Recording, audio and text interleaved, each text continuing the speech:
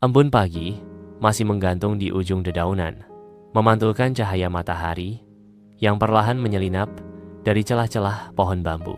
Hening menyelimuti sisi timur desa Hinamura, tempat di mana waktu seakan berjalan lebih lambat, dan di sanalah Takuma, remaja berusia 15 tahun, memulai harinya seperti biasa. Dalam diam, Takuma menyusuri jalan setapak menuju hutan bambu. Ia tak pernah melewatkan pagi.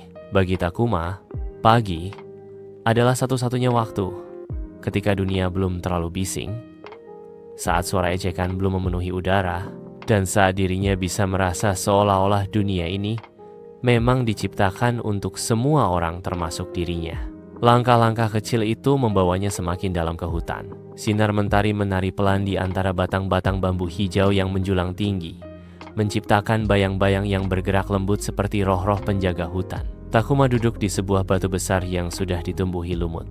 Dari situ ia bisa melihat sebuah kolam kecil yang jernih, tempat di mana ia sering berbicara pada dirinya sendiri. Pagi ini kamu kuat lagi, gumamnya lirih, seolah berbicara kepada pantulan wajahnya di permukaan air. Wajah yang mulai mengeras, matanya tajam namun letih. Rambut hitamnya tak lagi tertata rapi seperti anak-anak desa lain. Takuma tahu, hidup bukan tentang menunggu belas kasih dari orang lain. Dia sudah lama menerima kenyataan bahwa dunia tidak selalu adil, dan bahwa keberadaan seseorang bisa saja dianggap tidak penting, bahkan sejak lahir. Tapi, meski seluruh dunia memunggunginya, ia tidak akan membalas dengan kebencian. Itu pesan terakhir ibunya, yang selalu ia ingat dalam mimpi-mimpi kabur sebelum tidur. Takuma, jadilah kuat, bukan untuk melawan, tapi untuk bertahan. Namun pagi itu berbeda. Hutan bambu yang biasanya menenangkan, menyimpan keheningan yang tidak biasa. Takuma merasa ada sesuatu yang memperhatikan. Ia menoleh ke kanan, ke kiri tak ada apa-apa. Tapi suara itu datang lagi. Kriye.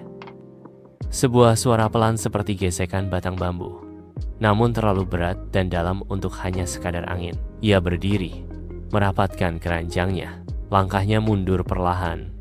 Detak jantungnya mulai meningkat. Dari balik semak, muncullah sesosok binatang kecil berbulu biru keperakan dengan mata menyala lembut.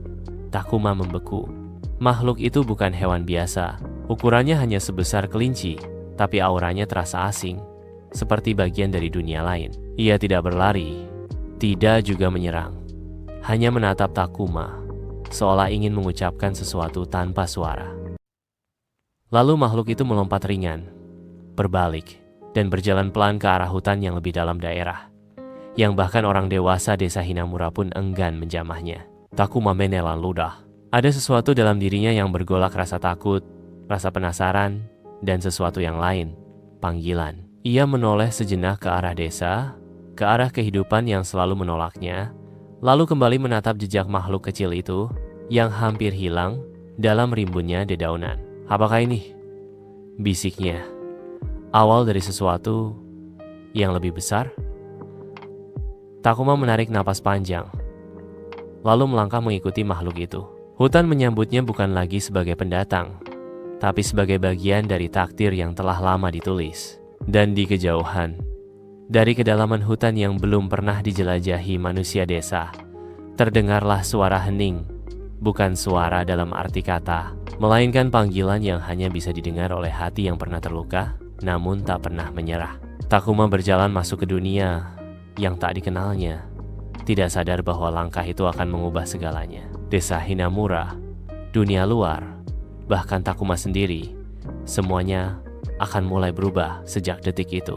Langit perlahan mendung, tapi di dalam hutan, cahaya tak padam. Dan Takuma, si anak yang pernah dilupakan dunia, tengah memasuki babak pertama dari petualangan yang akan mengukir namanya dalam sejarah yang tak bisa dihapus waktu.